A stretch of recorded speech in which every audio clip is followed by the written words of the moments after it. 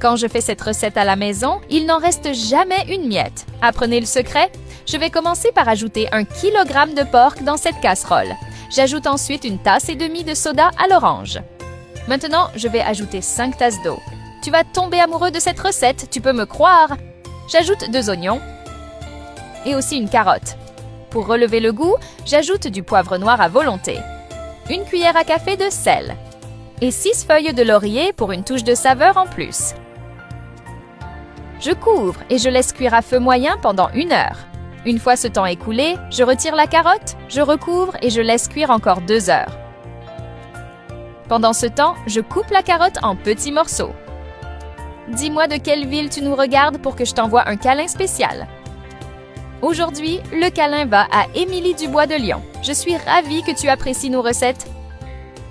C'est tellement facile à faire que même ceux qui n'ont pas l'habitude de cuisiner peuvent réussir ce délice. Quelques étapes seulement, mais une saveur digne d'un grand chef. Quand c'est prêt, je transfère la viande dans un autre récipient.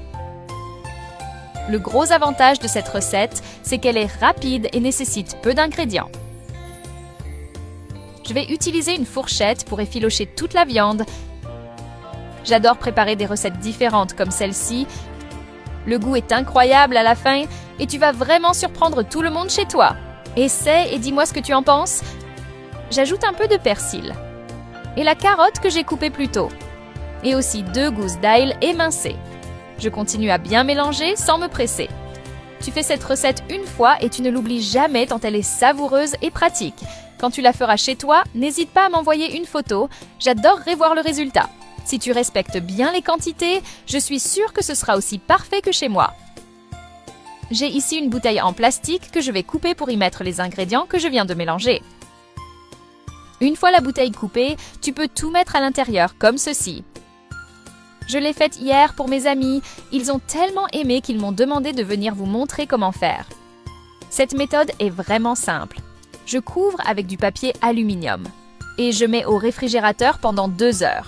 Une fois ce temps passé, ça va ressembler à ça. Maintenant, il suffit de retirer la bouteille et de faire les tranches. Je coupe en lamelles. L'épaisseur dépend de tes goûts. Cette recette est parfaite si tu veux un bon sandwich maison. Le goût est incroyable. Tu peux essayer sans crainte. Regarde comme c'est beau, c'est vraiment parfait. J'ai ici du pain. Je vais y étaler un peu de fromage à tartiner pour faire un sandwich. Ça va être délicieux. J'ai hâte de goûter. J'ajoute de la mozzarella selon mes envies. Tu peux aussi mettre du fromage à tartiner de l'autre côté du pain et c'est prêt. Il ne reste plus qu'à appeler la famille pour savourer ce délice.